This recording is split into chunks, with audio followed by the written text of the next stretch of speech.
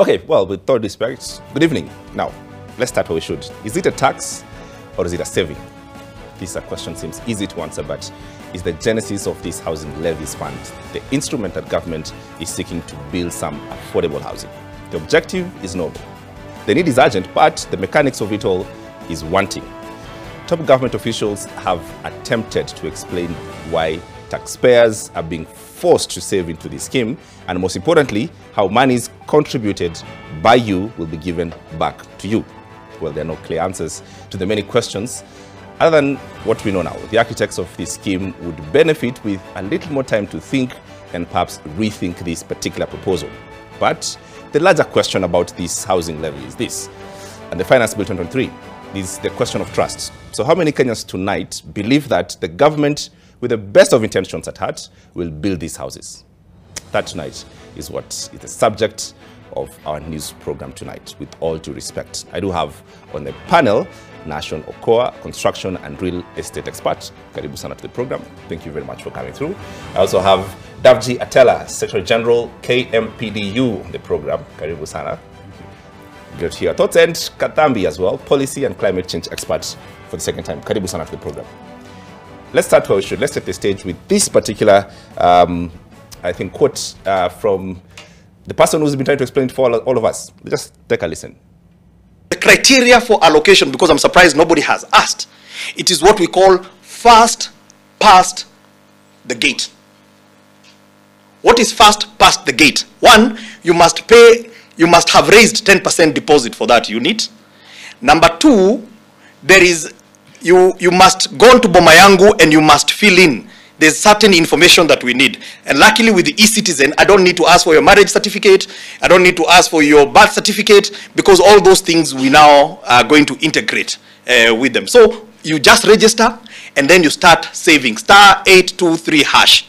That is the beginning of that journey. You will pay service charge. Let me tell you, service charge is important because that is your house. You see, the conversation is owners versus renting. That house, you need to take care of it. If you want to get it out, you will get out your portion. The employer portion stays in. Because the employer portion is the one that protects the capital of the fund. Now, it might be easier for us to actually put together a rocket and go to space, maybe like next week. But let's start, Nashon, with you. You're in construction and real estate. Just from the top of your head, this proposal, how does it make sense to you? Look, I think first of all, it's a good thing that for a second administration running, we have some focus on housing. That's a plus. Uhuru started it and now we're with Ruto. The problem we have is this administration is repeating the previous administration's mistake with very great precision. This housing levy was, initially was also in the former regime.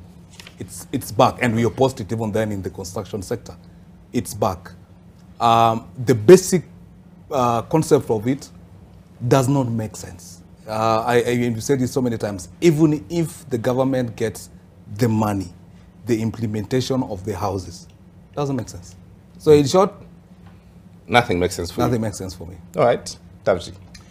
Yes, thank you, James. You know, when you look at this thing of housing levy, many are asking, is it a tax? Is it savings? Is it church offering?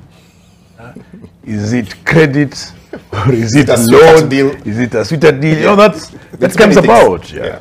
And when the government is geared towards forcing you to understand something you can't understand, then there's a problem.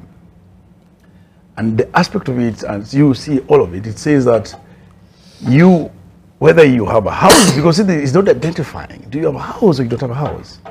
They say you must have the house, or you must contribute, regardless whether you have a house or not. And then they're saying that this housing is for the poor who do not have houses. And again, they say those who contribute are the ones who will have it. There's also part of the employer's money that is contributing because of you as an employee. You'll not be entitled to it. So the whole thing does make really lots of sense, and that's why many of Kenyans are actually resisting to it, and many of the workers, like the doctors of this country, have refused to it. because it doesn't look at the welfare of the workers. It doesn't look at the welfare of the Kenyans in its totality. It is geared on one direction. And the one thing that we keep on asking, that when an idea has come and it has been challenged by people, the unions, the civil society, and everybody has challenged it, and then somebody tells you that this thing will be done whether you Kithni or you Ndekni, it now changes. It now changes to be, is it a bottom-up or a top-bottom approach to the issue? Right. That's what we keep on asking. Because if it's a bottom-up government, then we must be pushing the government to give us this. But when it is forced down on the throats, then there's a problem. And that's what we keep on saying. Katambi, everyone seems to suggest that we have problems with the mechanics of this thing. Everyone agrees it's a good thing. We need it. What do you think is the particular big problem with this thing that we have? I think the government is trying to solve problems that it's not well equipped to solve, right? I mean, understanding the fund or whatever it is has been a nightmare, but I think the closest I've come to sort of picking bits and pieces of what it's supposed to be is a fund with custodian banks and administrators and a fund manager, right? So there's already a messaging fail there because nobody understands that part of the fund, if that's what it's supposed to be. But then the problem and the challenge is the government the best party to solve this problem? And I think that if you come down to the questions of that keep coming up when they're trying to explain what the fund is supposed to do, they're like, we're trying to solve the scaling problem because the previous PPP configurations were not able to scale.